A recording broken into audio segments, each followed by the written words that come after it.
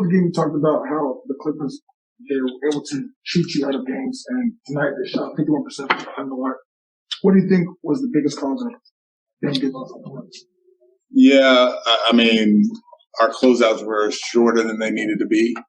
We were, as much as we told them that you got to close all the way up to make them put the ball on the floor, we were closing that far away, and that's all they need. That's all they need to get those shots up. So, yeah, it was a step slow on our closeouts. There were a lot of times when I looked out on the floor and saw a bunch of tired guys who played hard last night. And we're trying, we're really trying, but didn't have the requisite energy to do what we needed to do. And we paid for it tonight. That's what I was going to ask you too, Coach. Was it just when those defensive lapses could look from the players being tired from the last night's game? I mean, at the beginning of the game, we were closing out short, and we got to a point where we fixed it and we're doing a little bit better. But then there were definitely times where I looked out there and I was like, man, these guys are beat. And after a heck of a game last night where they tried their hearts out and where they were all like so into the game, tonight was a rough one for us. Obviously by the score, but even more just like the hard part as a coach is when you look out there and you see the guys trying as hard as they can and they're just like dead tired. So yeah, that was a big part of it. Coach, there was a 4-minute stretch in the beginning of the game where it seemed like Dennis had his fingers all over the game, whether he was talking to guys, directing traffic, or being the point of attack on defense. How important was that for you, just seeing that, even though he's only been here for about a week or less? Yeah. It's having an impact. Yeah, it's big. It's big. You want guys, first of all, who come here and want to be here. You want guys who come here and want to help the other guys. And especially in the situation that we're in, we need guys who are willing to pull someone aside and help and communicate. And, he adds to our depth, our guard rotation. So, yeah, it's very important. And he was one of the guys who I looked out there and I could see he was trying so hard. And there was actually a point I tried to take him out of the game and he was like, just leave me in. And let me see if we can get back into it. So I like that competitiveness about him.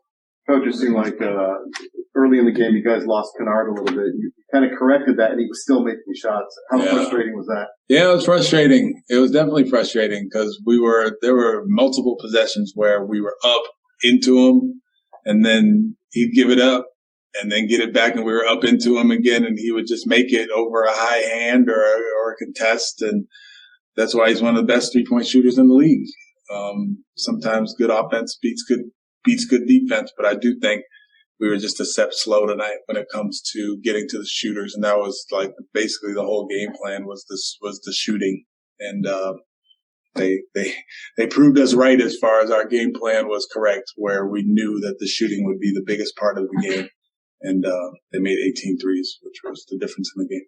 Coach, can you talk about the Jalen went through a small slump this season, but heading into the All-Star break, he has really turned it around and playing like the number 2 pick in the draft. Can you just talk about his turnaround and how much influence you had on that? Yeah, I mean it's a group effort. It's me as the head coach. It's John Lucas who works with him every day. It's Robbie Keck who works with him every day. It's Rick Higgins who watches film with them every day. It's Willie Cruz who works with them in the weight room. So yeah, it's a group effort, but it's Jalen. It's Jalen's willingness and want to get better and take criticism and get better as a result of it, and stay as even keel as he is. It's just for him to be as young as he is and still have that like even keel mentality, even though even though there are times where he gets down a bit, he stays with it, and he is finding that consistent effort and like the habits that he's forming are paying off. And like I told the group before the game, you form a habit by doing something, not just once like we did it last night, but game after game after game, day after day after day, practice after practice after practice, post practice. I mean, you see he's getting his shots up. Pre-practice, he's getting his shots up. So, yeah, he is growing and learning, but we all have a part in it. But it's him. It's Jalen. Coach, speaking to the group after the game, this is obviously going to be a long break. What was the message that you sent to the guys want to recharge? Yeah. So I told them, obviously this was a rough game, and I told them that they need to get away from basketball for a little while. This is an opportunity to do that. I told them that we have 20, I believe it's 24 games after they get back. So they can't go the whole stretch of 6 days and not touch a basketball or not run on the beach or, ride a bike or they have to do something physical to keep themselves ready. So when we come back and we go to Orlando, we're in our best condition to play and win a basketball game. So I also told the guys who are going to Cleveland to enjoy that moment and don't take it for granted because it's super special. Like, it is special that those guys are going, that we have 3 guys going, and they need to soak in every minute of it because, first of all, it's not given. Second of all, they earned it. And third of all, you just never know what the future holds. So you can, this could be a moment that you look back on, and it could be something that propels you, or you remember the first time when you were at All-Star Weekend and you were in the Rising Stars game or dunk contest like Jalen is, or whatever. Firsts are memorable for everybody. So these guys should really, really take the time to enjoy this time in Cleveland. And last question, Adam Spolin. Hey, Stephen, are there areas that you feel like this group, collectively has really improved on since the start of the season? Oh, for sure. For sure.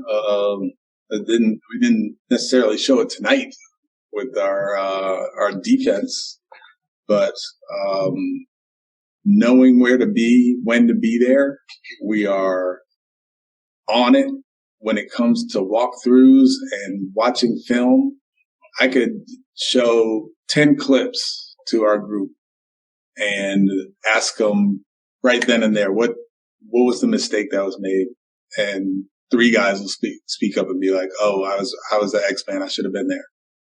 All of our terminology, whether it's double teaming the post from the top, double teaming the post from the baseline, whether it's our switching, our blitzing, our scrambling if there's a small guy, scrambling our weak defender to the weak side, all of those things, they know. Now it's the consistency of doing it. But in order to get to that consistency, you have to know it first. And I am proud of the guys for knowing all of the new things that I'm throwing at them, all of the terminology, all of the coverages, all of that on the defensive end, and then our spacing and what we're looking for. And you could ask our guys what we're looking for on offense, and they all know, like pass aheads, the slot drives, kill cuts, all that stuff. They know it all. So that says that they're learning, they're growing, they're listening. And just think about a team who has been kind of has been having all these things ingrained in them for not just 50 games, but for a few years. And I think you'll see a pretty good product.